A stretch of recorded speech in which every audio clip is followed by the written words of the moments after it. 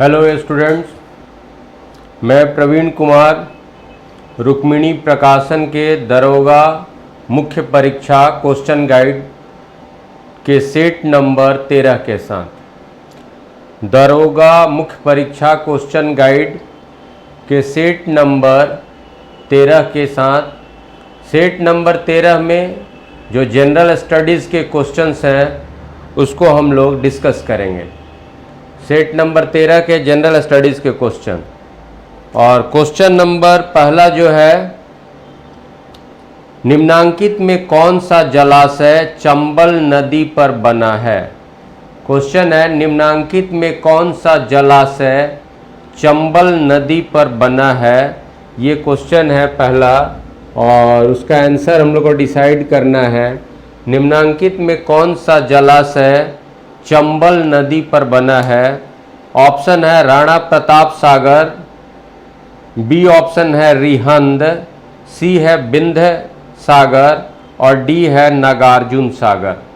तो चंबल नदी घाटी परियोजना के तहत जो जलाशय हैं चंबल नदी पर, उसमें राणा प्रताप सागर, गांधी सागर और जवाहर सागर।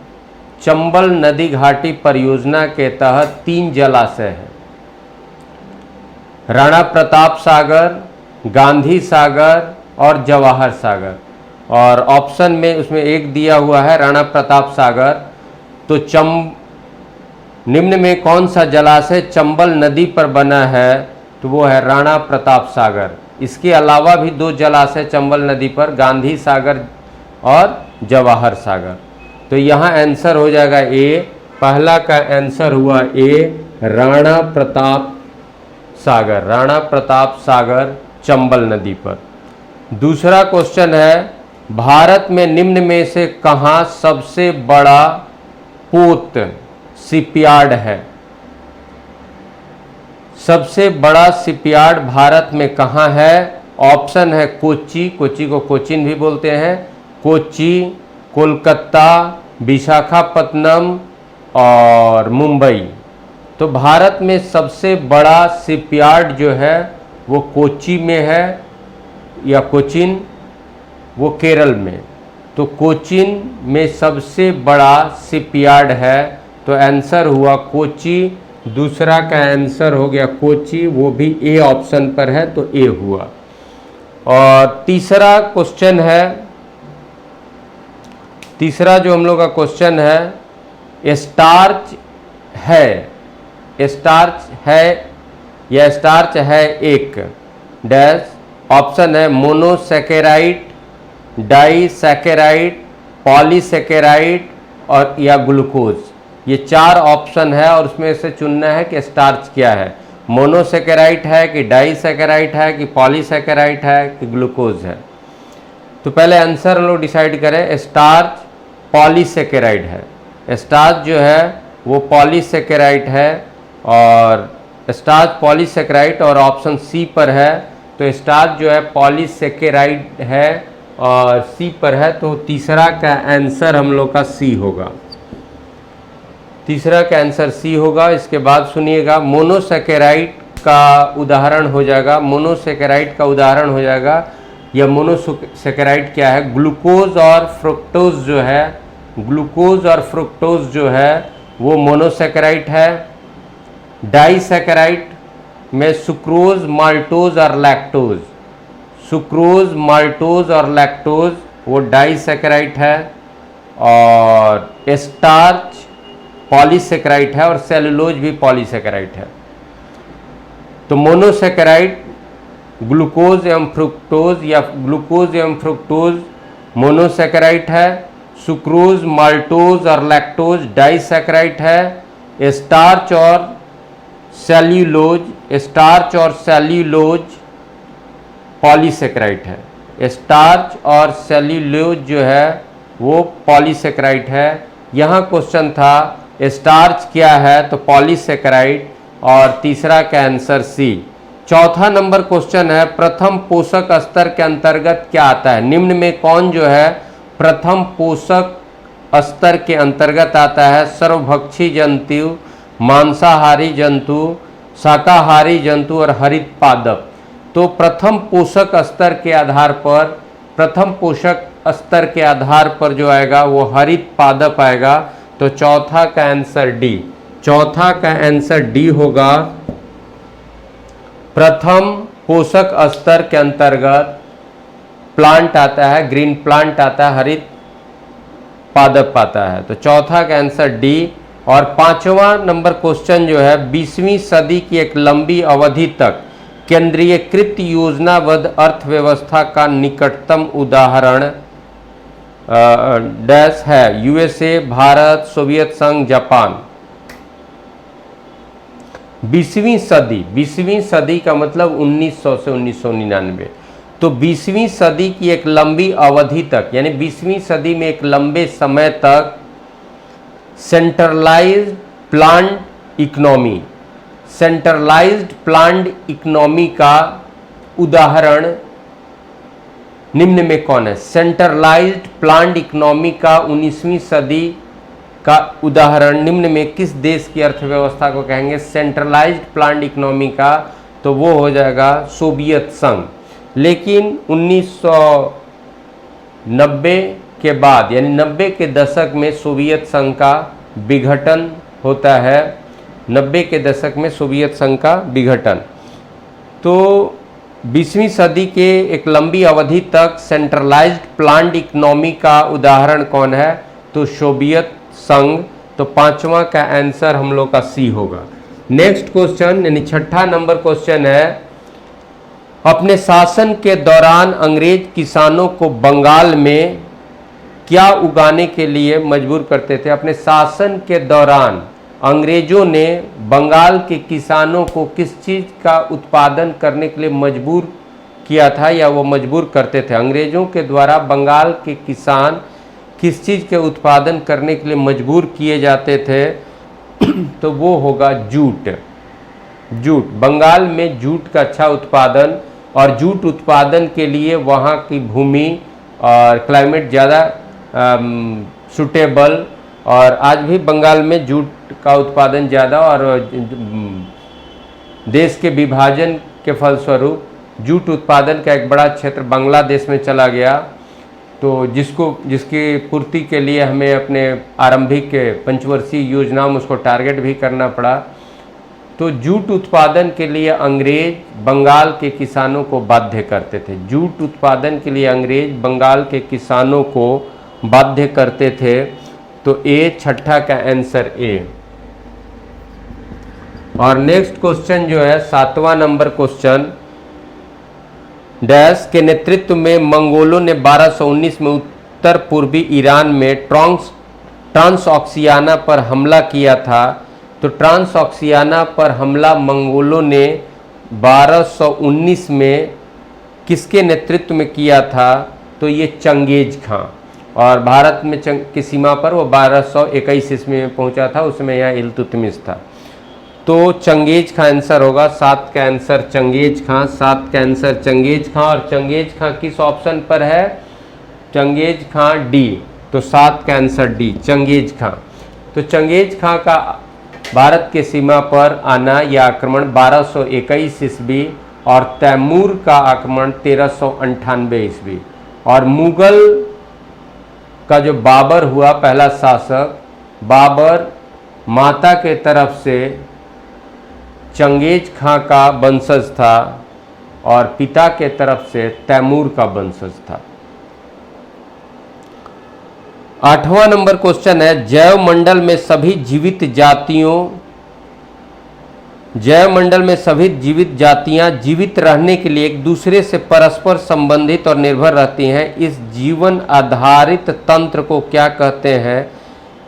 पारितंत्र कहते हैं, पर्वत श्रेणी कहते हैं, जंगल वातावरण। तो पारितंत्र कहते हैं। जैव मंडल में सभी जीवित जातियां एक दूसरे से परस्पर संबंधित रहते हैं अपने एग्जिस्टेंस के लिए, अपने अस्तित्व के लिए। तो इस तरह से सभी जीवों को मिला करके जो परितंत्र बनता है उसको क्या कहा जाता है? परितंत्र कहा जाता है, या पारितंत्र। तो आठवां का आंसर ए, आठवां का आंसर ए। और फिर नेक्स्ट 9वां नंबर क्वेश्चन है, तीस्ता और दिहांग नदियों के बीच आने वाले हिमालय के भाग को कौन सा हिमालय कहा जाता है? तीस्ता और दिहांग यानी ब्रह्मपुत्रा का पहला नाम दिहांग, तीस्ता और दिहांग के बीच आने वाले हिमालय को क्या कहा जाता है? तो असम हिमालय। सिंध और सतलज, हिमालय का जो ये इस तरह से वर्गीकरण होता है, सिंध नदी से सतलज नदी तक के हिमालय को, सिंध नदी से सतलज नदी तक के हिमालय को पंजाब हिमालय कहा जाता है, और सतलज नदी से काली नदी तक के हिमालय को कुमायूं हिमालय कहा जाता है, और काली नदी से तीस्ता नदी तक के हिमालय को नेपाल हिमालय कहा जाता है, और तीस्ता नदी से ब्रह्मपुत्र नदी या दिहांग नदी तक के हिमालय को असम हिमालय कहा जाता है। तो यहाँ तीस्ता और दिहांग, अंतिम वाला ही पूछ रहा है, तीस्ता नदी से दिहांग उसको क्या कहते हैं? तो असम हिमालय। तीस्ता से दिहांग तक या तीस्ता से ब्रह्मपुत्र कहिए, दिहांग को ही पहले, ब्रह्मपुत्र के पहले उसका नाम दिहांग। तो तीस्ता से दिहांग तक के हिमालय के क्षेत्र को क्या कहते हैं? असम हिमालय कहते हैं। तो हिमालय का वर्गीकरण इस तरह से भी होता है, नदियों को सीमा बना करके। तो पंजाब हिमालय, कुमायूं हिमालय, नेपाल हिमालय और उसके बाद असम हिमालय।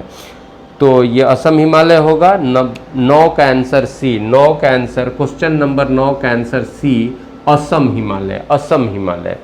और ये थोड़ा याद रखिएगा आप लोग कि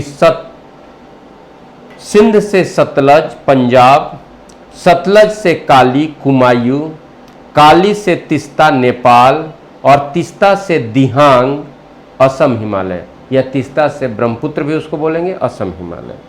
अब है 10 नंबर क्वेश्चन, सरल लोलक का एक दोलन पूरा करने में जितना समय लगता है उसे सरल लोलक का क्या कहते हैं? तो आवर्त काल कहते हैं, आवर्त काल।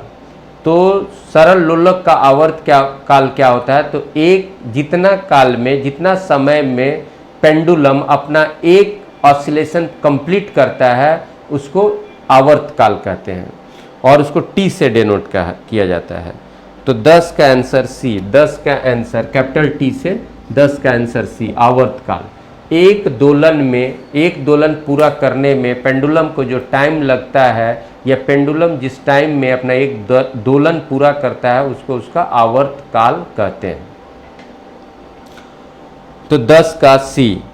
और 11 का आंसर है, 11 क्वेश्चन पहले पढ़ेंगे। किस मुगल सम्राट के शासन काल के दौरान भारतीय मुगल चित्रों का उद्गम हुआ? यानी मुगल काल में चित्रकारी का शुरुआत, चित्रकला का शुरुआत कब से देखने को मिलता है? किस मुगल बादशाह से देखने को मिलता है? बाबर से देखने को मिलता है कि हुमायूं से देखने को मिलता है कि अकबर के समय से चित्रकला का आरंभ दिखता है, कि जहांगीर से, कि शाहजहां से? तो देखिए ये हुमायूं के काल से। मुगल चित्रकला का उद्गम कब से दिखेगा? तो हुमायूं के काल से। और 11 का आंसर ए होगा, हुमायूं।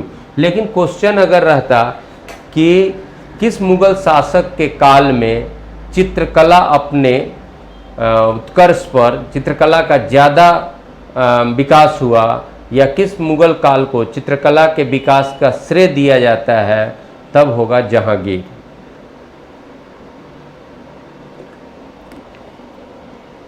तब होगा जहांगीर। तो चित्रकला का विकास किस मुगल शासक के काल में सर्वाधिक हुआ, या चित्रकला किस मुगल शासक के काल में अपने सर्वोच्च स्थिति पर पहुंचा हुआ था, तब हम लोग बोलेंगे जहांगीर। और जहांगीर चित्रकला का खुद भी बहुत बड़ा जानकार था और उसको इसकी बहुत परख थी। और चित्रकला का उद्गम, अगर क्वेश्चन, ये क्वेश्चन कम बार पूछा गया उद्गम का, लेकिन यहाँ क्वेश्चन है, अच्छा क्वेश्चन हुआ। तो उद्गम जब पूछेगा तो हुमायूं कीजिएगा, उद्गम पूछिएगा तो हुमायूं कीजिएगा। और ये क्वेश्चन है कि चित्रकला के क्षेत्र में सबसे ज़्यादा चित्रकला के विरुद्ध एक्शन हुआ, या चित्रकला चित्रकला अवरुद्ध हुआ, रुका, चित्रकला का खराब फेज किस मुगल शासक का काल कहा जाएगा? तो औरंगजेब। तो खराब फेज औरंगजेब। सर्वाधिक उत्थान चित्रकला का जहांगीर, और चित्रकला की शुरुआत हुमायूं। अब 12 नंबर क्वेश्चन है दिल्ली लाहौर बस आधिकारिक तौर पर डैश के रूप में जानी जाती है? सदा ए सरहद के नाम से जानी जाती है। तो 12 का ए सदा ए सरहद। अब है 13 नंबर क्वेश्चन, माइंड मास्टर शीर्षक पुस्तक के लेखक कौन है? विश्वनाथन आनंद, जो शतरंज के बहुत बड़े चैंपियन। तो माइंड मास्टर शीर्षक पुस्तक के लेखक कौन है? विश्वनाथन आनंद। और 14 नंबर क्वेश्चन यानी 13 का आंसर विश्वनाथन आनंद यानी डी। और 14 नंबर क्वेश्चन है, संयुक्त राष्ट्र महासभा द्वारा वर्ष 2020 को घोषित किया गया है। संयुक्त राष्ट्र महासभा द्वारा वर्ष 2020 को क्या घोषित किया गया है? तो ए ऑप्शन में है पौधों की देखभाल के लिए अंतर्राष्ट्रीय वर्ष। पौधों की देखभाल के लिए अंतर्राष्ट्रीय वर्ष या पौधा देखभाल का अंतर्राष्ट्रीय वर्ष 2020 को संयुक्त राष्ट्र महासभा ने घोषित किया है। तो 14 का आंसर ए। और 15 नंबर क्वेश्चन है जिसमें 3 बड़ा बड़ा स्टेटमेंट है और ये करंट का क्वेश्चन है। अब हम लोग को देखना है कि इस 3 में से कौन सा स्टेटमेंट सही है। केंद्र सरकार द्वारा एक राष्ट्र एक राशन कार्ड के अभियान के अंतर्गत राशन कार्ड का एक मानक प्रारूप तैयार किया गया है और राज्यों से कहा गया है कि नया राशन कार्ड जारी करते हुए इसी प्रारूप को अपनाएं। यह भी सही है। एक राष्ट्र एक राशन कार्ड पूरे देश में लागू होने के बाद कोई भी कार्ड धारक राष्ट्रीय खाद्य सुरक्षा कानून के तहत किसी राज्य की राशन दुकान से अपना राशन ले सकेगा। ये भी सही है। और एक राष्ट्र एक राशन कार्ड योजना के तहत राशन कार्ड 2 भाषाओं में जारी करने की योजना है। एक स्थानीय भाषा के साथ इसमें दूसरी भाषा हिंदी या अंग्रेजी, यानी 2 भाषा कार्ड पे रहेगा राशन कार्ड पर, एक वहाँ का लोकल लैंग्वेज और एक या तो हिंदी या अंग्रेजी। तो ये तीनों का तीनों कथन सही है, इसलिए आंसर ए हुआ। 15 का आंसर ए हुआ। और 16 नंबर क्वेश्चन इसमें भी 3 स्टेटमेंट है और यह भी करंट का बात है। केंद्रीय गृह मंत्रालय द्वारा जारी अधिसूचना के अनुसार 26 जनवरी 2020 से दमन दीव और दादर नगर हवेली का विलय प्रभावी होगा तथा दोनों मिलकर एक केंद्र शासित प्रदेश बन जाएंगे। सही है। दूसरा, विलय के उपरांत बने एक केंद्र शासित प्रदेश का नाम दादरा नगर हवेली और दमन दीव होगा। ये भी सही है। और दोनों केंद्र शासित प्रदेशों के एक केंद्र शासित प्रदेश के रूप में विलय के परिणाम स्वरूप देश में केंद्र शासित प्रदेशों की संख्या 8 रह जाएगी। तो ये तीनों सही होगा क्योंकि 7 केंद्र शासित प्रदेश, 2 जम्मू कश्मीर में बन गया तो 9, और फिर इसमें से एक का विलय एक में हो जाएगा तो 8। तो ये तीनों स्टेटमेंट सही है, इसलिए 16 का आंसर डी हुआ। 16 का आंसर डी हुआ। क्वेश्चन नंबर 16 के तीनों स्टेटमेंट सही है और ये स्टेटमेंट दादर नगर हवेली और दमन दीव से संबंधित। तो ये करंट का क्वेश्चन और ये तीनों स्टेटमेंट सही है। इस स्टेटमेंट को मैन्युअली आप पढ़ेंगे। अब 17 नंबर क्वेश्चन है, वर्ष 2020 के लिए आईपीएल नीलामी में ऑस्ट्रेलियाई तेज गेंदबाज पैट कमिंस को सबसे अधिक कीमत 15.5 करोड़ में किस टीम ने खरीदा? यहां सीधे याद रखिएगा, ऑस्ट्रेलियाई तेज गेंदबाज पैट कमिंस को किस टीम ने खरीदा है? या पैट कमिंस ऑस्ट्रेलियाई गेंदबाज पैट कमिंस किस दल में है? तो कोलकाता नाइट राइडर्स इसका आंसर है। तो 17 का आंसर सी। और 18 नंबर क्वेश्चन है, सर टॉमस रो इंग्लैंड के राजा के दूत बनकर मुगल दरबार में आया था, उन्हें इंग्लैंड के किस राजा ने भेजा था? तो जेम्स फर्स्ट ने। ये क्वेश्चन भी हिस्ट्री का अच्छा क्वेश्चन है कि कैप्टन हॉकिंस और कैप्टन हॉकिंस के बाद आया था थॉमस रो। कैप्टन हॉकिंस और थॉमस रो ये दो ब्रिटिश ईस्ट इंडिया कंपनी के दो प्रतिनिधि मंडल, लेकिन इनको राजा, ब्रिटेन का राजा यहाँ भेजा था। और वो कौन राजा? जहांगीर के दरबार में इन दोनों को भेजा था। तो कैप्टन हॉकिंस और थॉमस रो दोनों को जेम्स प्रथम जहांगीर के दरबार में भेजा था। यानी ये दोनों, कैप्टन हॉकिंस और थॉमस रो, दोनों ब्रिटिश शासक जेम्स फर्स्ट के प्रतिनिधि के रूप में जहांगीर के दरबार में आए थे, जेम्स प्रथम। तो ये याद रखना होगा कि ब्रिटिश ईस्ट इंडिया कंपनी की स्थापना कब हुई थी? तो 31 दिसंबर 1600 को। उस समय वहाँ की गद्दी पर कौन? Elizabeth first. तो एलिजाबेथ प्रथम के हस्ताक्षर से ब्रिटिश ईस्ट इंडिया कंपनी की स्थापना। और ब्रिटिश ईस्ट इंडिया कंपनी का पहला डेलीगेट जो आया था, जो ब्रिटेन के शासक के, ब्रिटेन के राजा के प्रतिनिधि होकर के आया था, उस प्रतिनिधि के रूप में आया था, वो पहला था कैप्टन हॉकिंस और उसके बाद आया था थॉमस रो। और ये दोनों जो थे ब्रिटेन के शासक जेम्स प्रथम के प्रतिनिधि के रूप में जहांगीर के दरबार में आए थे, मुगल बादशाह जहांगीर के दरबार में।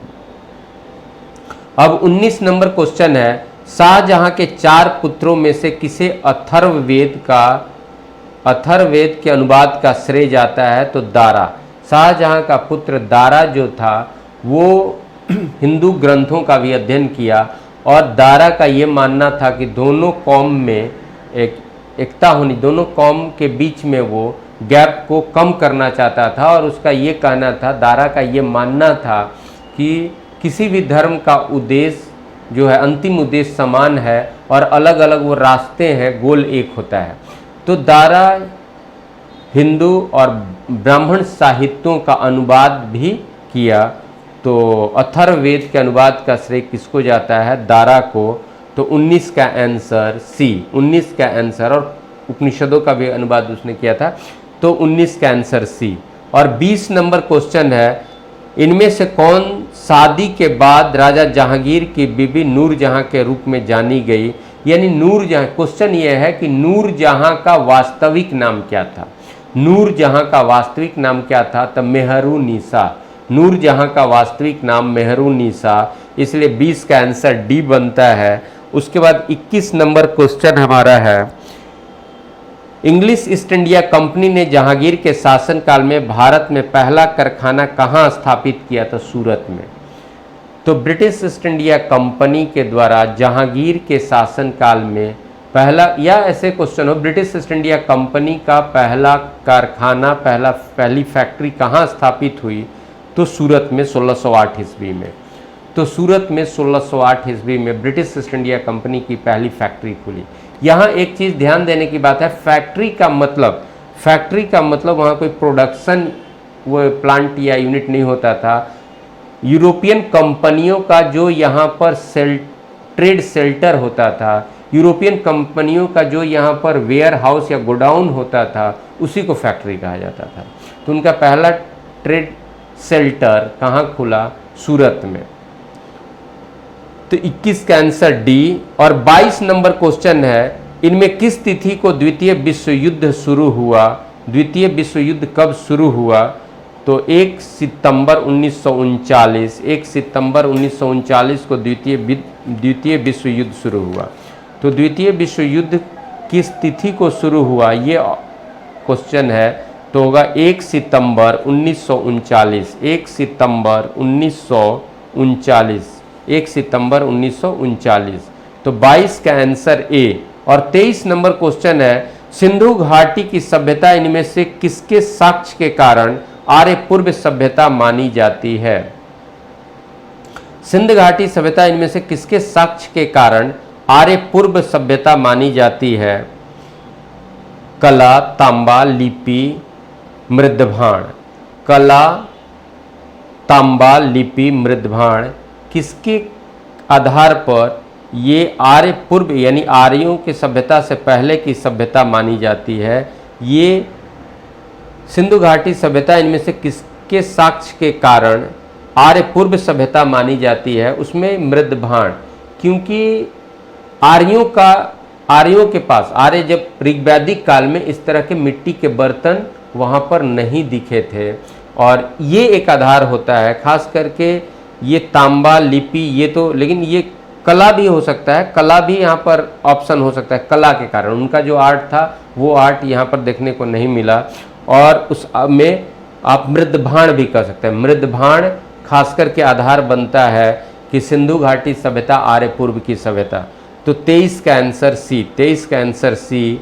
और 24 नंबर क्वेश्चन है, इनमें से कौन सा कथन जैन धर्म और बौद्ध धर्म दोनों पर लागू नहीं होता है? यानी कौन सा ऐसा स्टेटमेंट है जो जैन धर्म और बौद्ध धर्म दोनों पर लागू नहीं होता है? दोनों धर्म की शुरुआत क्षत्रिय जाति के द्वारा की गई। तो शुरुआत तो खैर यहाँ पर महावीर को लेकर के कर रहा है, लेकिन वो ऋषभदेव।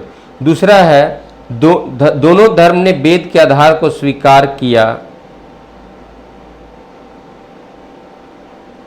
दोनों धर्म ही पशु बलि की प्रथा के विरोधी थे। यहां पर है, इनमें से कौन सा कथन जैन धर्म और बौद्ध धर्म दोनों पर लागू नहीं होता? दोनों ही मोक्ष के लिए कठोर तप एवं सादगी को अनिवार्य बताया, ये लागू नहीं होता, क्योंकि कठोर तप बौद्ध धर्म में कठोर तप नहीं कहा गया है, वो जैन धर्म में कठोर तप जो है वो जैन धर्म में कहा गया है। इसलिए 24 जो दोनों में समान नहीं है पूरी तरह से, तो वो हो जाएगा डी। जो दोनों में समान नहीं है पूरी तरह से, वो हो जाएगा डी। और 25 नंबर क्वेश्चन है, 3 प्रमुख बौद्ध स्थल रत्नगिरी, ललितागिरी एवं उदयगिरी इनमें से किस राज्य में है? तो रत्नगिरी, ललितागिरी, उदयगिरी ये बौद्ध स्थल, ये तीनों बौद्ध स्थल इनमें से कहाँ पर है? तो वो उड़ीसा में है। और उसके बाद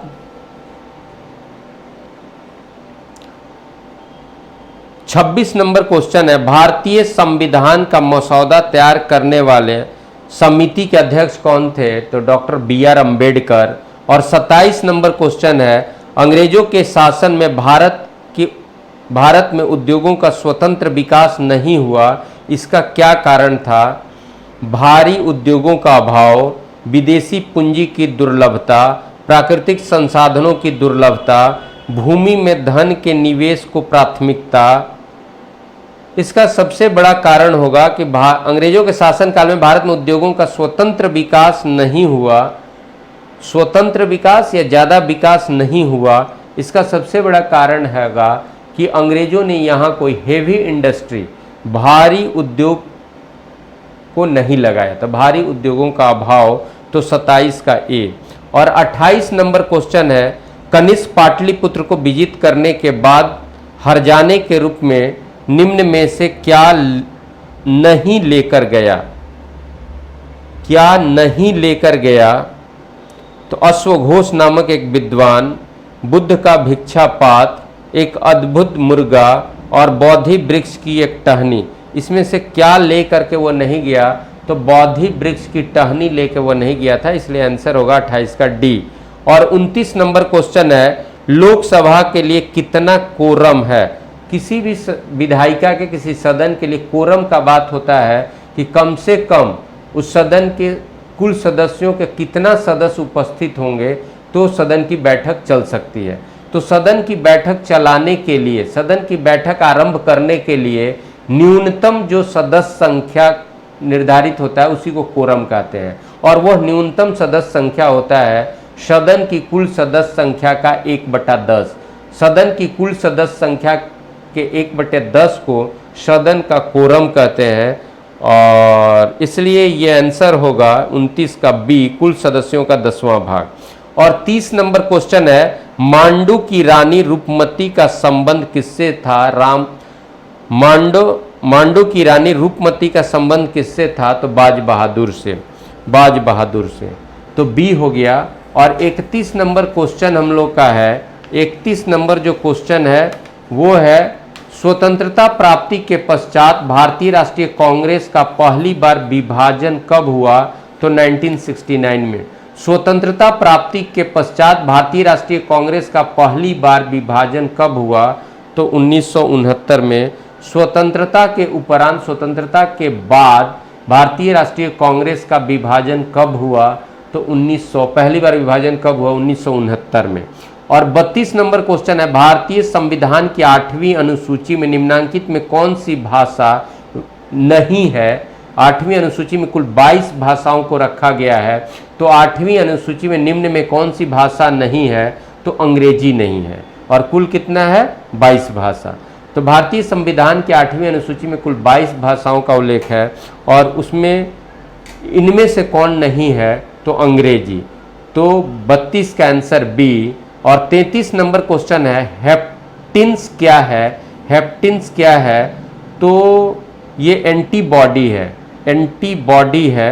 हेप्टिन्स क्या है? एंटीबॉडी है। और एंटीबॉडी तो अपूर्ण प्रतिजन, यानी पूरी तरह से डेवलप, लेकिन एंटीबॉडी है। तो हेप्टिन्स जो है एंटीबॉडी है। तो 33 का आंसर डी, 33 का आंसर बी, 33 का आंसर बी। और फिर 34 नंबर क्वेश्चन है, पानी की अस्थायी कठोरता इनमें से किससे डालते हुए दूर की जा सकती है? पानी की अस्थायी कठोरता को दूर करने के लिए इनमें क्या डालना होगा? पोटेशियम परमैंगनेट डालना होगा, क्लोरीन डालना होगा, ब्लीचिंग पाउडर डालना होगा, कि वॉशिंग सोडा डालना होगा? तो पानी की अस्थायी कठोरता दूर करने के लिए वॉशिंग सोडा, पानी की अस्थायी कठोरता दूर करने के लिए वॉशिंग सोडा का यूज़ किया जाएगा। और पोटेशियम परमैंगनेट NaCO3 हो गया, ब्लीचिंग पाउडर सोडियम कार्बोनेट हो गया, क्लोरीन, और वॉशिंग सोडा, तो वॉशिंग सोडा। तो 34 का डी। और 35 नंबर क्वेश्चन आपका है, इसमें इनमें से कौन सा विद्युत का सबसे अच्छा सुचालक है? तो चांदी। विद्युत का सबसे अच्छा सुचालक कौन है? चांदी। और 36 नंबर क्वेश्चन है, पीतल हवा में इनमें से किस गैस की उपस्थिति के कारण बदरंग हो जाता है? पीतल हवा में रह करके किस गैस की उपस्थिति के कारण बदरंग होता है? तो हाइड्रोजन सल्फाइड। हाइड्रोजन सल्फाइड के कारण पीतल का रंग खराब होता है, तो हाइड्रोजन सल्फाइड। और ऐसे पीतल क्या है? तो एक मिश्र धातु है, और पीतल जस्ता और तांबा, जस्ता और तांबा का मिश्र धातु है, जस्ता और तांबा का मिश्र धातु है पीतल। और 37 नंबर क्वेश्चन है, ठोस से सीधे वाष्प अवस्था में पदार्थ के रूपांतरण को क्या कहते हैं? ठोस से सीधे वाष्प बनना, बिना द्रव में बदले हुए सीधे वाष्प बनना, इस घटना को क्या कहते हैं? तो ऊर्ध्वपातन कहते हैं, ऊर्ध्वपातन कहते हैं, ऊर्ध्वपातन कहते हैं, या सब्लिमेशन कहते हैं। तो 37 का डी। और 38 नंबर है, बार किसकी इकाई है? तो वायुमंडलीय दाब की इकाई बार है, वायुमंडलीय दाब की इकाई बार है। और 39 नंबर है, क्यों एक नेत्र की बजाय दो नेत्रों से बेहतर दृष्टि मिलती है? एक नेत्र के बजाय दो नेत्र से बेहतर दृष्टि क्यों मिलती है? इसमें 4 ऑप्शन है, 3 है, और चौथा तो है उपयुक्त में से कोई नहीं। और तीनों ऑप्शन पर ध्यान दीजिए। पहला है, क्योंकि दोनों लेंस एक साथ बेहतर अभिमुख शक्ति प्रदान करते हैं, इससे रेटिना पर प्रखर प्रतिबिंब बनता है, ये सही नहीं है। दूसरा है, क्योंकि दोनों नेत्र बिल्कुल समरूप प्रतिबिंब नहीं देते एवं मस्तिष्क में इन दोनों समरूप प्रतिबिंब का संयोजन 3 आयामी या त्रिविम दृष्टि प्रदान करता है, तो ये सही होगा कि दोनों एक जैसा नहीं और दोनों का एक साथ जो जाएगा उससे थ्री डायमेंशनल इमेज सही रूप से बनता है। तो इसलिए दोनों नेत्र से देखना बेहतर दृष्टि प्रदान करता है। तो 39 का बी होगा, 39 का आंसर बी होगा। सी में है, क्योंकि दोनों नेत्र मस्तिष्क में स्नायु द्वारा संयोजित रहते हैं, अतएव मस्तिष्क में तेजी से संदेश का संचारण होता है, ये सही नहीं है। इसमें आंसर बी होगा, इसमें आंसर बी होगा। तो 39 का आंसर बी। और 40 नंबर क्वेश्चन है, ऑक्सीजन की उपस्थिति में ग्लूकोज का कार्बन डाइऑक्साइड और पानी में ऊर्जा के विमोचन से संपूर्ण रूपांतरण कहलाता है। ऑक्सीजन की उपस्थिति में ग्लूकोज का कार्बन डाइऑक्साइड और पानी में ऊर्जा के विमोचन से संपूर्ण रूपांतरण कहलाता है वायु श्वसन। वायु श्वसन। तो 40 का ए। और 41 नंबर है, टीवी कंट्रोल यूनिट निम्नांकित में से किसे टीवी सेट के संचालन के लिए प्रयोग करता है? तो टीवी कंट्रोल यूनिट निम्नांकित में से किसे टीवी सेट के संचालन के लिए प्रयोग करता है? तो सूक्ष्म तरंगों को। और 42 है, शरीर के आमाशय एवं अन्य अंतरंगों का अन्वेषण करने वाली तकनीकी, अन्वेषण यानी उसको देखने वाली तकनीकी, एंडोस्कोपिक किस घटना पर आधारित है? एंडोस्कोपिक किस चीज पर काम करता है? तो पूर्ण आंतरिक परावर्तन। एंडोस्कोपिक किस चीज पर काम करता है? किस उसका टेक्नोलॉजी किस सिद्धांत पर आधारित होता है? तो पूर्ण आंतरिक परावर्तन। इसलिए 42 का आंसर ए होगा। और 43 नंबर क्वेश्चन है, द्रवित पेट्रोलियम गैस में प्रमुखतया कौन सी गैसें होती हैं? तो methane, butane, propane, methane, ethane, hexane और नियोन। और इनमें से कोई नहीं। तो आंसर होगा इनमें से कोई नहीं, क्योंकि द्रवित पेट्रोलियम गैस में मुख्य रूप से ब्यूटेन और प्रोपेन होता है। द्रवित पेट्रोलियम गैस में मुख्य रूप से ब्यूटेन और प्रोपेन होता है। और ब्यूटेन और प्रोपेन प्रमुखतया कौन से होता है? तो ब्यूटेन और प्रोपेन एक नहीं दिया हुआ है, वहाँ मीथेन भी रखा हुआ है, तो इसलिए डी हो जाएगा, ब्यूटेन प्लस प्रोपेन। और 44 नंबर क्वेश्चन है, पटाखों के फटने के बाद दिखाई देने वाला चमकीला लाल रंग निम्नांकित में से किसकी उपस्थिति के कारण होता है? तो पटाखों के फटने के बाद चमकीला लाल रंग निम्नांकित में किसकी उपस्थिति के कारण होता है? तो स्ट्रॉन्सियम की उपस्थिति के कारण। याद कीजिएगा, स्ट्रॉन्सियम की उपस्थिति के कारण। तो ये हो जाएगा ए। 44 का आंसर आपका स्ट्रॉन्सियम ए हो जाएगा। 44 का आंसर ए, स्ट्रॉन्सियम। और 45 नंबर क्वेश्चन है, किस तापमान पर जल का घनत्व अधिकतम होता है? तो 4 डिग्री सी। तो 0 डिग्री सी से 4 डिग्री सी तक जल की जो प्रकृति होती है अन्य पदार्थों के तुलना में विपरीत प्रकृति होती है, क्योंकि 0 डिग्री सी से 4 डिग्री सी तक जब हम टेम्परेचर बढ़ाते हैं तो जल का घनत्व बढ़ता जाता है, जबकि सामान्य रूप से टेम्परेचर बढ़ाने पर किसी पदार्थ का घनत्व कम होता है। यह जल विपरीत आचरण धारण करता है 0 डिग्री सी से 4 डिग्री सी तक के रेंज में। तो सबसे अधिक घनत्व जल का किस टेम्परेचर पर होता है? तो 4 डिग्री सी पर। और 46 नंबर क्वेश्चन है, वायु की आर्द्रता मापने के लिए निम्नांकित में से किस माप यंत्र का प्रयोग किया जाता है? हाइग्रोमीटर। वायु की आर्द्रता या वायु में कितना ह्यूमिडिटी है, वायु की आर्द्रता मापने वाले यंत्र को हाइग्रोमीटर कहते हैं। और 47 नंबर क्वेश्चन है, धातुएं निम्नांकित प्रक्रिया द्वारा गर्म होती हैं। धातु कैसे गर्म, धातु को अगर हम हीट एनर्जी प्रोवाइड करते हैं तो कैसे गर्म होता है? तो चालन से, कि संवहन से, कि विकिरण से? तो चालन से। तो धातु के गर्म होना, धातु किस प्रक्रिया से गर्म होता है? चालन से। तो 47 का ए। और 48 नंबर क्वेश्चन है, जल पृष्ठ पर लोहे के टुकड़े के न तैरने का क्या कारण है? तो पहला तो ये कारण है कि लोहे के टुकड़े के द्वारा जो विस्थापित द्रव होता है उसका भार लोहे के उस टुकड़े के भार से कम होता है।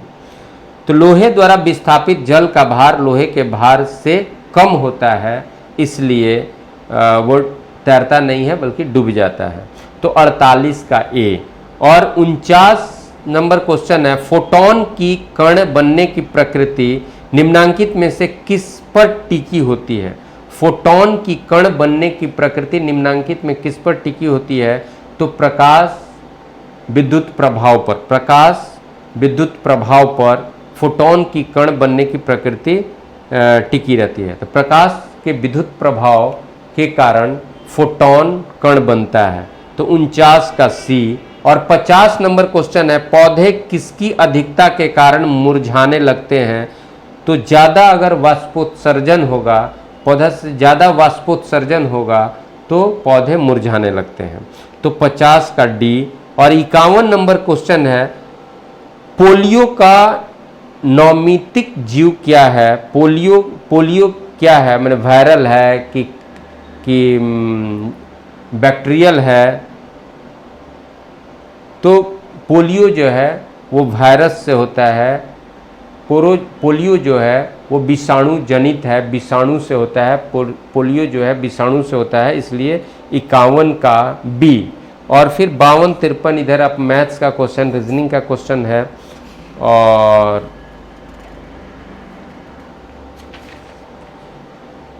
इसके बाद जीएस का क्वेश्चन सीधे 72 नंबर पर दिख रहा है। 2 ग्रीष्मकालीन ओलंपिक खेलों के मध्य कितने वर्षों का अंतर होता है? तो ग्रीष्मकालीन या कोई ओलंपिक खेलों के मध्य 4 वर्षों का अंतर होता है। तो 72 का आंसर सी हुआ, 4 वर्ष।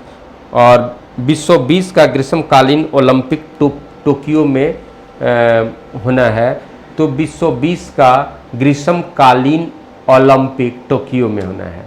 और 73 नंबर क्वेश्चन है, ये 72 का आंसर आपका सी हो गया, 4।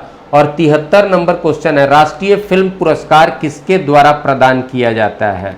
राष्ट्रीय फिल्म पुरस्कार किसके द्वारा प्रदान किया जाता है? तो सूचना एवं प्रसारण मंत्रालय द्वारा। राष्ट्रीय फिल्म पुरस्कार सूचना एवं प्रसारण मंत्रालय भारत सरकार द्वारा प्रदान किया जाता है।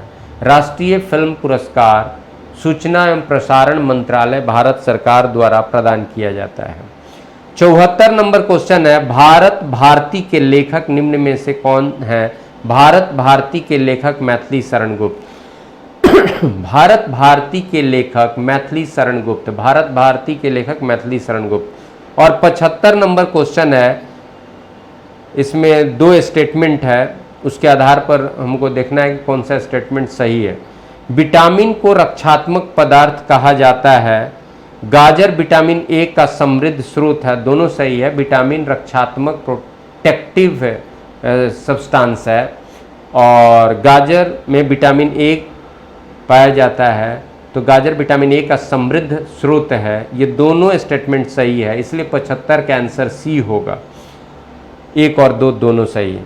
और 76 नंबर क्वेश्चन में 2 सूची दिया हुआ है। एक तरफ नाभिकीय अनुसंधान प्रयोगशाला, राजस्थान परमाणु बिजली घर, यूरेनियम खान, मद्रास परमाणु, और इधर सूची में कि वो कहाँ पर है, इसको मिलाना है। तो नाभिकीय अनुसंधान प्रयोगशाला श्रीनगर में, राजस्थान परमाणु बिजली घर रावत भट्टा, और यूरेनियम खान तुराडी, और मद्रास परमाणु कल्पक्कम। तो ये ऑलरेडी अरेंज्ड है, यानी ए के सामने 1, बी के सामने 2, और सी के सामने 3, और 4 के सामने डी के सामने 4, इसलिए आंसर हो जाएगा ए। आंसर हो जाएगा ए। तो 76 का आंसर ए। और 77 नंबर क्वेश्चन, निम्नांकित में कौन सा अंतर्राष्ट्रीय दिवस मार्च के माह में नहीं मनाया जाता है? इसमें से कौन सा ऐसा दिवस है जो मार्च में नहीं मनाया जाता है? तो सभी दिवस को याद रखना होगा। अंतर्राष्ट्रीय महिला दिवस 8 मार्च होता है। विश्व पर्यावरण दिवस 5 जून होता है, इसलिए ये मार्च में नहीं मनाया जाता है। आंसर हमारा बी हो जाएगा। नीचे है विश्व उपभोक्ता अधिकार दिवस, ये 15 मार्च को होता है, ये भी मार्च में हुआ। अब विश्व वानिकी दिवस ये 21 मार्च को होता है, तो ये भी मार्च में। क्वेश्चन था कि इसमें से कौन सा दिवस जो है वो मार्च में नहीं मनाया जाता है? तो विश्व पर्यावरण दिवस मार्च में नहीं, विश्व पर्यावरण दिवस 5 जून को मनाया जाता है। बाकी का दिवस जो है वो भी याद रखना होगा। तो 77 का आंसर बी। और 78 नंबर क्वेश्चन है, सारस कहाँ की राजकीय पक्षी नहीं है? सारस कहाँ का राजकीय पक्षी नहीं है? तो राजस्थान, मध्य प्रदेश, पश्चिम बंगाल, उत्तर प्रदेश। आंसर उत्तर प्रदेश, यानी उत्तर प्रदेश का राजकीय पक्षी सारस नहीं है। और 79 का पुस्तक और लेखक है पाकिस्तान की हकीकत, the spirit of the game, the art of effective giving, back to work. ये सब पुस्तक और इधर राइटर का नाम दिया हुआ है। अब हम लोग को मिलाना है कि कौन पुस्तक किस राइटर का है, कौन सा पुस्तक किस राइटर का है। तो पाकिस्तान की हकीकत सतीश वर्मा की पुस्तक, जो ए के सामने 1 है। The spirit of the game Mihir Bose की पुस्तक है। The part of effecting giving, ये RM लाला की पुस्तक है। और back to work Bill Clinton की पुस्तक है। तो 1 2 3 4 हो रहा है और वो ऑप्शन ए में अरेंज्ड है, ऑप्शन ए हुआ इसलिए। और फिर 80 नंबर क्वेश्चन है, निम्नांकित में उस टीम का नेता कौन था जिसने मोज़ेक नामक वेब ब्राउज़र का विकास किया? वेब ब्राउज़र का विकास, मोज़ेक नामक वेब ब्राउज़र, मोज़ेक नामक वेब ब्राउज़र का आविष्कार निम्न में से किसके द्वारा किया गया? तो मार्क एंडरसन द्वारा। मोज़ेक नामक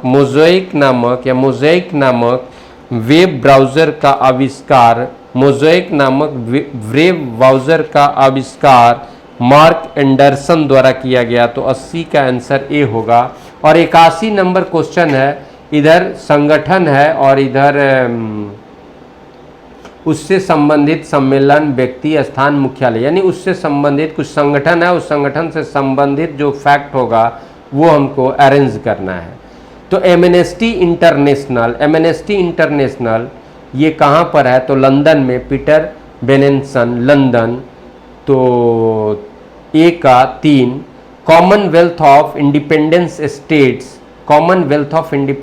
स्टेट कहाँ है? तो बेलारूस में के मिन्स्क में। और डेन्यूब कमीशन ये कहाँ? बुडापेस्ट, हंगरी में। और यूरोपियन स्पेस एजेंसी कहाँ? पेरिस में। तो 3 1 4 2 बनता है और 3 1 4 2 अरेंज्ड है ऑप्शन ए में, इसलिए 81 का आंसर ए हुआ। और फिर 82 नंबर क्वेश्चन है, निम्नांकित राज्यों को क्षेत्रफल के अनुसार क्रम में रखें। क्षेत्रफल के अनुसार क्रम में रखना है और राज्य का नाम है मध्य प्रदेश, आंध्र प्रदेश, राजस्थान, महाराष्ट्र। और इसमें क्षेत्रफल के हिसाब से क्रम में रखना है और उस तरह से विकल्प सोचना है। तो सबसे ज़्यादा से छोटा की तरफ अगर हम लोग जाएं तो राजस्थान, उसके बाद मध्य प्रदेश, उसके बाद महाराष्ट्र, उसके बाद आंध्र प्रदेश। राजस्थान, मध्य प्रदेश, महाराष्ट्र, आंध्र प्रदेश। और ऐसा अरेंज्ड है आपका 3 1 4 2, 3 1 4 2। राजस्थान 3 पर, मध्य प्रदेश 1 पर और महाराष्ट्र 4 पर और आंध्र प्रदेश 2 पर। तो 3 1 4 2, 3 1 4 2 ये सी पर अरेंज्ड है, तो सी होगा। अगर हम घटते क्रम में जाएं तो आंध्र प्रदेश 2 होगा, महाराष्ट्र 4 होगा, 2 4 और 2 4। और मध्य प्रदेश 1 होगा, तो 2 4 1 वाला कोई ऑप्शन नहीं है, इसलिए डिसेंडिंग में ही अरेंज करेंगे। तो डिसेंडिंग में अरेंज करेंगे तो सबसे पहले राजस्थान, फिर मध्य प्रदेश, फिर महाराष्ट्र, फिर आंध्र प्रदेश। और इस तरह से 82 का आंसर होता है सी। फिर 83 नंबर में भी 2 सुमेलित करना है, 2 सूची दिया हुआ है, रिंगिट, बहत, रुपया, वॉन। और फिर इधर दिया हुआ है ये कहाँ का? तो रिंगिट मलेशिया, बहत थाईलैंड, रुपया इंडोनेशिया और वॉन दक्षिण कोरिया। तो ये 4 3 1 2 होगा और 4 3 1 2 आपका 83 नंबर पर है। 83 नंबर का 4 3 1 2 ये ऑप्शन बी होगा। तो 83 का आंसर हम लोग का बी हुआ। 83 का आंसर बी हुआ। रिंगिट मलेशिया, बहत थाईलैंड, रुपया इंडोनेशिया, वॉन दक्षिण कोरिया। तो 4 3 1 2 जो ऑप्शन बी में। अब 84 नंबर क्वेश्चन है, भारत के एकमात्र नेता जिन्हें संघीय गृह मंत्री के पद पर रहते हुए भारत रत्न दिया गया था वो गोविंद वल्लभ पंत। गोविंद वल्लभ पंत जब केंद्रीय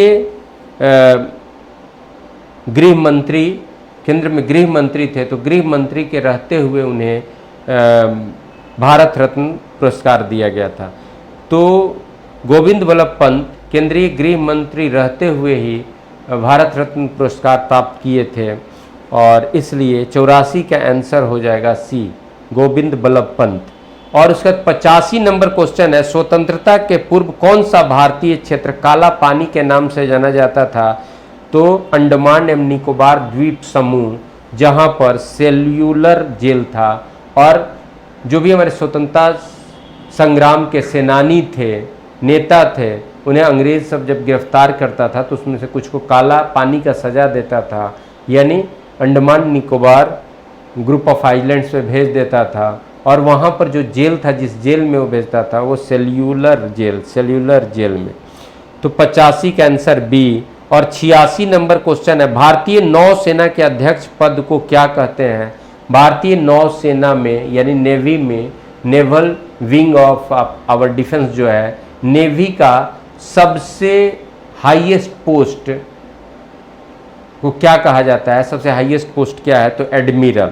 तो नेवी के हेड पोस्ट को, सबसे टॉप मोस्ट पोस्ट को एडमिरल कहते हैं। और 87 नंबर क्वेश्चन है, फ्लोर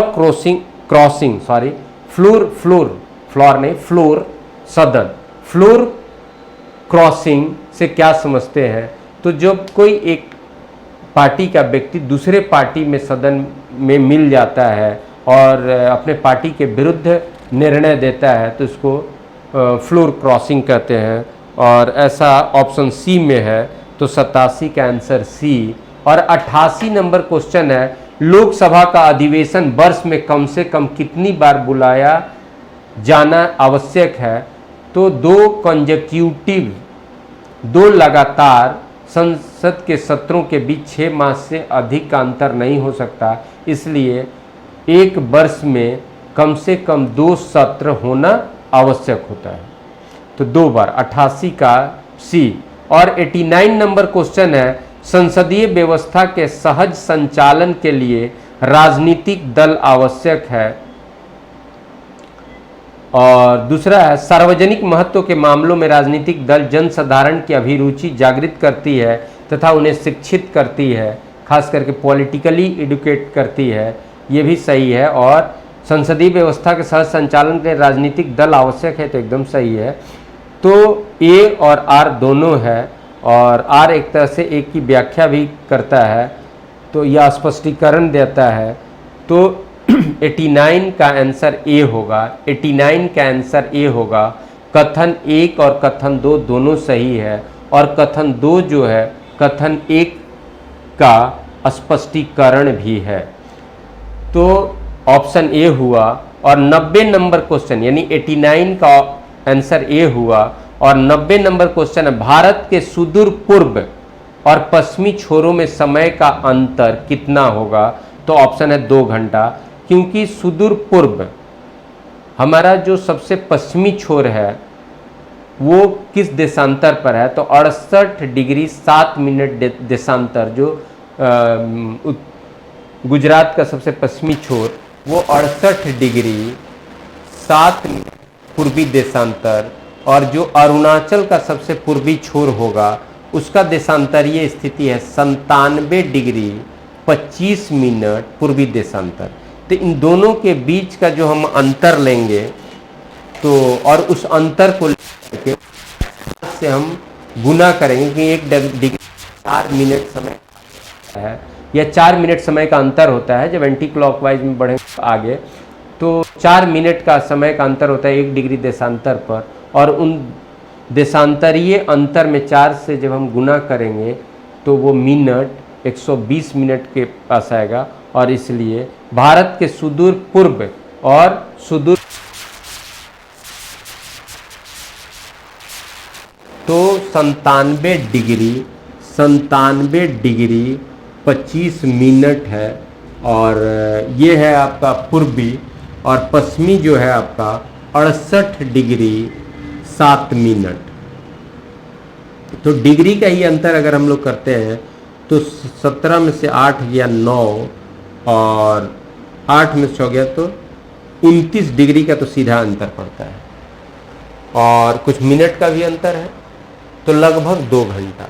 मिनट का तो 25 मिनट में से 7 मिनट जाएगा तो 18 मिनट का अंतर है, 18 मिनट का अंतर है। और 29 चौके जब हम करेंगे तो 9 चौके 36, 4 दूनी 8 और 3 11, 116 मिनट और कुछ मिनट और, तो लगभग 2 घंटा का अंतर पड़ेगा। तो भारत के पश्चिमी छोर और पूर्वी छोर के समय में घंटा का अंतर जाएगा सी। 90 का क्वेश्चन नंबर 90 का आंसर हो जाएगा सी।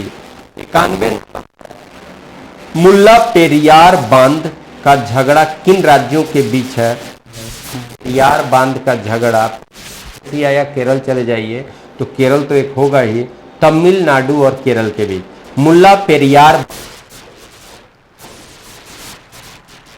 92 का बी, और 92 मध्य प्रदेश के नेपा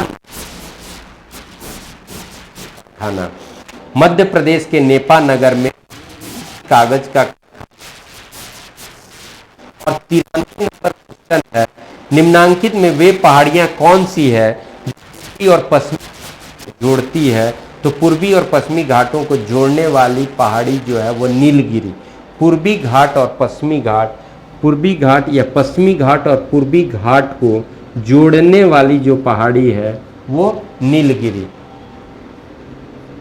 नीलगिरी, नीलगिरी की पहाड़ी पश्चिमी घाट और पूर्वी घाट को, पूर्वी घाट और पश्चिमी घाट को जोड़ती है।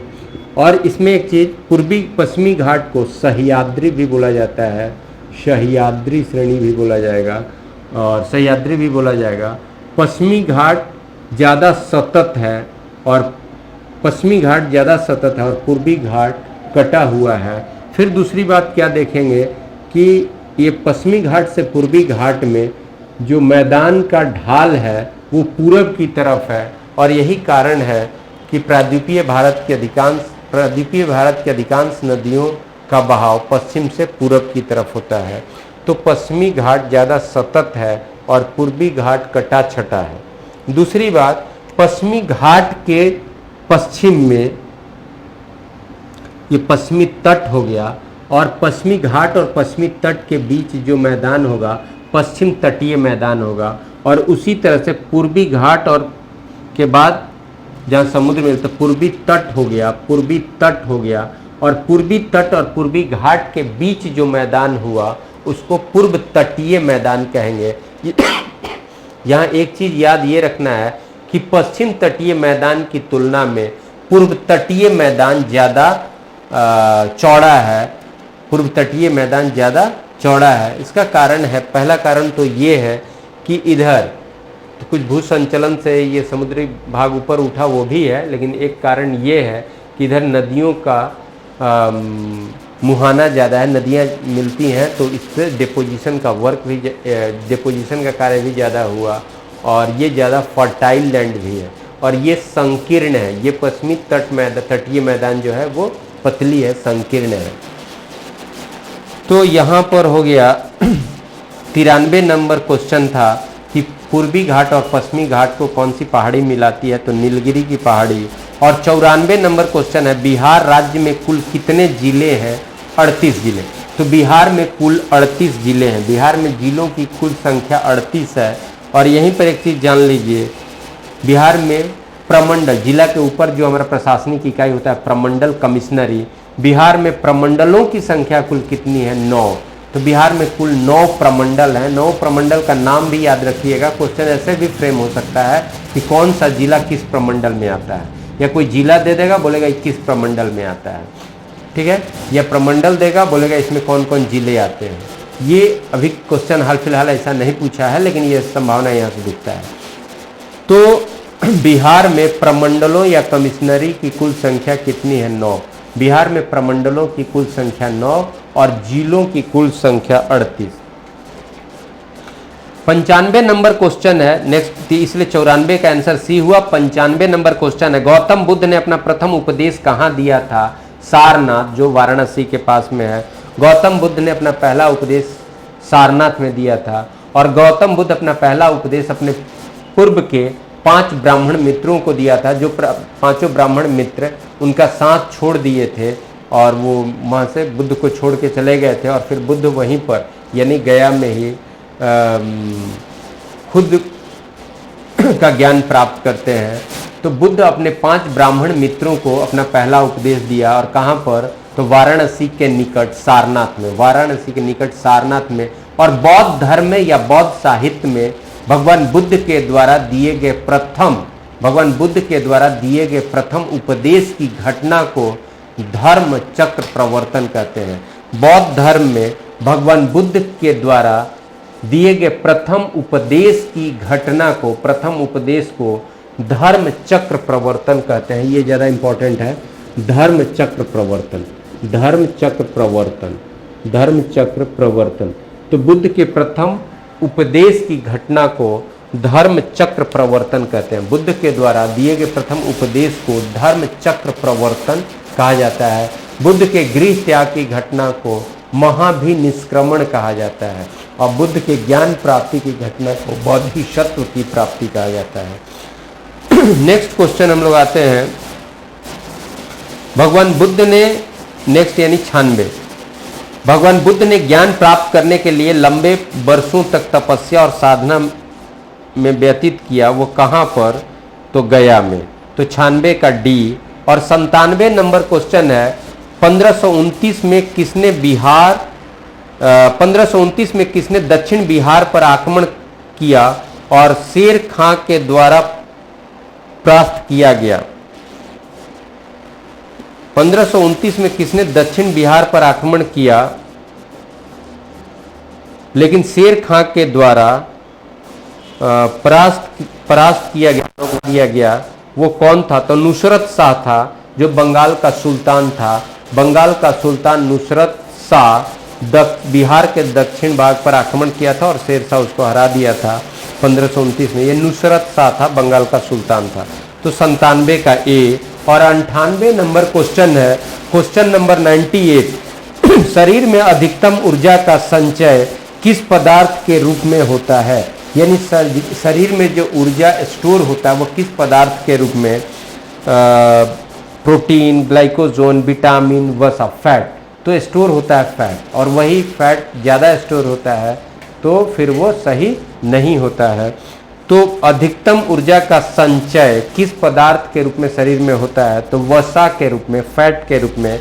तो 98 का आंसर डी होगा। और नेक्स्ट क्वेश्चन 99 नंबर क्वेश्चन है, जब 2 जीव साथ रहें तथा एक को लाभ तथा दूसरे को कोई लाभ न हो, हानि न हो लेकिन उसको कोई लाभ नहीं हो रहा है, तो इस स्थिति को क्या कहते हैं?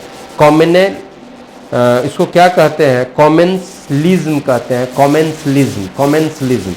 जब 2 जीव एक साथ रह रहा हो, एक को लाभ तथा दूसरे को कोई लाभ न हो, तो इसको बोलते हैं कॉमेंसलिज्म। जो ऑप्शन डी में है तो 99 का डी होगा। और एक को लाभ दूसरे को हानि, तो इसको बोलते हैं पैरासिटिज्म। और एक जो है दूसरे को खा जाता है तो इसको बोलते हैं प्रीडेशन। तो खास करके एक को लाभ दूसरे को हानि, तो इसको पैरासिटिज्म बोलते हैं। और एक को लाभ लेकिन दूसरे को कोई लाभ नहीं, तो इसको कॉमेंसलिज्म बोलते हैं, कॉमेंसलिज्म। तो 99 का आंसर डी। और फिर 100वां क्वेश्चन है, निम्नांकित में किसकी उपस्थिति के कारण रक्त में कार्बोलिक अम्ल की सांद्रता कॉन्सेंट्रेशन नहीं बढ़ती है? तो कार्बोनिक अम्ल की सांद्रता किसकी उपस्थिति के कारण ब्लड में नहीं बढ़ती है? तो ब्लड में कार्बोनिक अम्ल की सांद्रता कॉन्सेंट्रेशन किसके उपस्थिति के कारण नहीं बढ़ती है? तो वो है सोडियम आयन। सोडियम आयन की उपस्थिति के कारण रक्त में कार्बोनिक अम्ल की सांद्रता नहीं बढ़ती है, तो ये सोडियम होगा। तो 100 का आंसर ए, 100 का आंसर ए हुआ। और इस तरह से टेस्ट सीरीज का 13 नंबर सेट जो है उसके क्वेश्चंस को हम लोगों ने डिस्कस किया। तो सेट 13 कंप्लीट हुआ, सेट 13 के जीएस के क्वेश्चंस कंप्लीट हुए। और इसके बाद हम लोग फिर नेक्स्ट सेट के साथ मिलेंगे और जीएस के क्वेश्चन को डिस्कस करेंगे। Thank you.